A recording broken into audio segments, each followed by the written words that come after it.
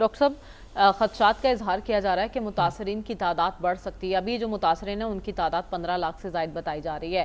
کیا حکومت اور اداروں میں اتنی اہلیت ہے کہ اتنے متاثرین کو سنبھال سکیں؟ دیکھیں، اگر ہم میڈیا کو فالو کریں تو حکومت کافی بھاگ دوڑ کر رہی ہے اس سلسلے میں. حکومت کے ادارے جو ہیں، ہماری ملٹری بھی اس میں اچھا خاصا کام کر رہی ہے، تو کچھ ریلیف پرووائڈ کرنے کی کوشش کر رہے ہیں. لیکن بات یہ ہے کہ اس قسم کی جو صورتحال پیدا ہوتی ہے اس کے کچھ تو قدرتی فیکٹرز ہوا کرتے ہیں. یہ جو نیچرل کلیمٹی جو ہے نا، جب نیچرل کلیمٹی میں نیچرل کے علاوہ انسانی فیکٹرز شامل ہو جائیں نا تو اور زیادہ خطرناک ثابت ہو جاتی ہے. اور ہمارے ہاں یہ ہے کہ جب تک سر پہ نہیں پڑتی ہم سوچتے نہیں ہیں. کیا یہ فلڈ پاکستان میں پہلی دفعہ آیا ہے؟ ٹھیک ہے، یعنی فلڈ اتنا بڑا فلڈ شاید کا بہت عرصہ پہلے آیا کرتے تھے. فلڈز لاہور شہر کے اندر فلڈز آیا کرتے تھے، کرشن نگر تک کے اندر پانی آ جایا کرتا تھا ایک زمانہ. وہ ہم نے وہ ریکارڈ میں نے چیک کیا ہے پرانا، تو اس میں کرشن نگر جی پی او چوک تک پانی ایک دفعہ پہنچ گیا. ہاں یہی میں کہہ رہا ہوں نا کہ کرشن نگر، یہ جی پی او کا جو چوک ہے مال روڈ پہ، وہاں تک پانی پہنچا. میں نے کم از کم پرانے زمانے کے اخبارات دیکھے ہیں، ان کے اندر یہ ریکارڈ مل جاتا ہے سارا کچھ جو ہے.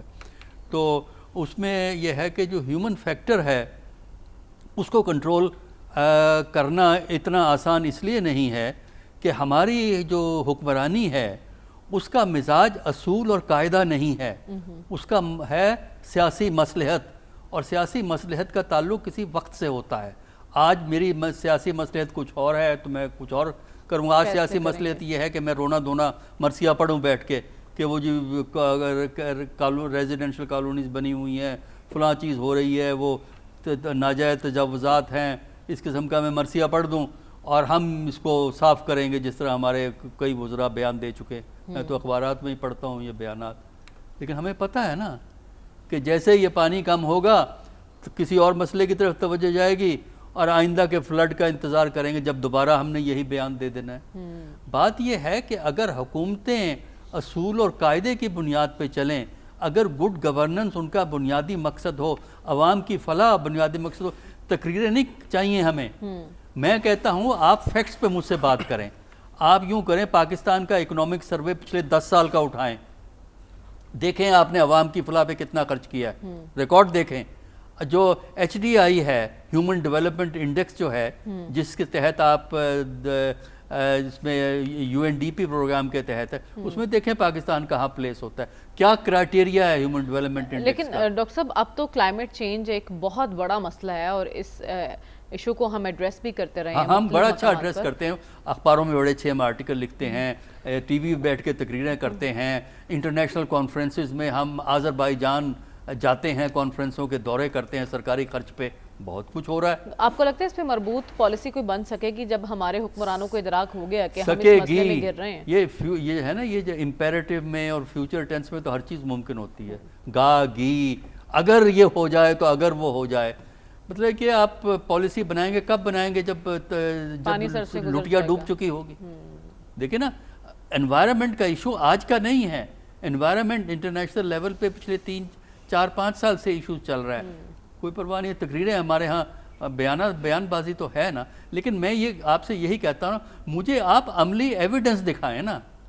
انوائرمنٹ ہے، آپ مجھے بتائیے کہ ایکچولی ریسورس ایلوکیشن کس انوائرمنٹل ایشو کے لیے کتنی کی ہے آپ نے، کون سے انوائرمنٹل چیلنجز ہیں جس کو میٹ کرنے کے لیے اقدامات کیے ہیں. پرابلم ہماری یہ ہے کہ ہم فیکٹس پہ بات نہیں کرتے، ہم تقریروں پہ بات کرتے ہیں. میں نے تو آپ کو فیکٹس بتائے ہیں کہ ہیومن وہ اپنا اکنامک سروے آپ دیکھ لیں، ایچ ڈی آئی میں جو پاکستان کی رینکنگ ہے وہ دیکھ لیں. اس کے علاوہ جو ہے جو سسٹینیبل ڈیولپمنٹ گول جو یونائٹڈ نیشن نے، جس سے پاکستان نے ایگری کیا ہے کہ ہم ان کو امپلیمنٹ کریں گے، مجھے بتائیں نا کتنے امپلیمنٹ ہوئے ہیں. اگر یہ باتیں اگر آپ امپلیمنٹ کریں گے تو آپ یہ دیکھیں گا کہ ہیومن لاسز کم ہوں گے، لوگوں کی فلاح ہوگی، معاشرے میں ایک کانفیڈنس پیدا ہوگا اور ماحول بہتر ہوگا معاشرے کا. لیکن یہاں تو اگر پرائیویٹ فلنتھراپی اس ملک میں نہ ہو تو یہاں تو قحط پڑ جائے اس ملک کے اندر. اتنی حالات خراب ہیں اس کے اندر.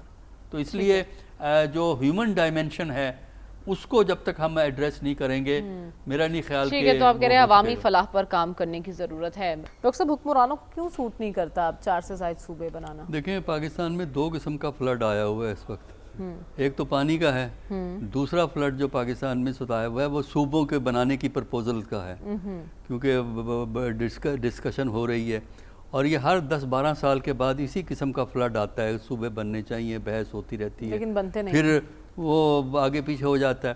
دیکھیں اس کی وجہ یہ ہے نا کہ عوامی سطح سے یہ مطالبہ نہیں آ رہا، یہ ان لوگوں کی طرف سے مطالبہ آ رہا ہے جنہوں نے اس سے فائدے اٹھانے ہیں۔ اچھا، دیکھیں نا، آپ یہ خیال ہے کہ صوبے بنانے سے گورننس ضروری نہیں ٹھیک ہوگی، اگر آپ کی عوام نیت کو فائدہ نہیں ہوگا آپ کو لگتا ہے اس سے؟ ضروری نہیں ہے۔ جو نظام حکومت پاکستان میں اس وقت ہے، ہائیلی سینٹرلائز سسٹم ہے پاکستان کا، اس نظام سے تو فائدہ تو ہوگا نا۔ اس کی وجہ سے آپ اگر اسی طرح سینٹرلائز سسٹم چلائیں گے تو 4 کی جگہ 40 صوبے بنا دیں، آپ کو کیا فرق پڑتا ہے؟ پاور تو وہیں رہے گی نا جہاں ہے۔ وہ فیڈریشن جس میں سیاسی ادارے کمزور ہوں اور ریاستی ادارے مضبوط ہوں، وہ کبھی ڈیموکریٹک فیڈریشن نہیں بن سکتی، یہ تجربہ ہمارا یہ بتاتا ہے۔ دوسرا یہ ہے کہ اگر واقعی آپ صوبے بنانا چاہتے ہیں تو اس کے لیے ایک ہائی پاورڈ قسم کا پروفیشنل کمیشن بنائیے پہلے، اچھا، جس میں پروفیشنل لوگ موجود ہوں، سیاست سے علیحدہ رہتے ہوئے وہ اس بات کو اسٹڈی کریں کہ اس کی کاسٹ اینڈ بینیفٹس کیا ہیں۔ اس وقت تو سیاسی بیانات چل رہے ہیں نا کہ اس میں اگر آپ کتنے صوبے میکسیمم بن سکتے ہیں، اس میں جو کاسٹ ہے اس کی کیا ہے، اس میں بینیفٹ کس کو جائے گا، اگر عوام تک آپ نے بینیفٹ پہنچانا ہے تو کیا 40 صوبے بنا کے اگر آپ نے لوکل گورنمنٹ نہیں انٹروڈیوس کرنی تو کیا آپ مسئلے حل کر لیں گے اس کے؟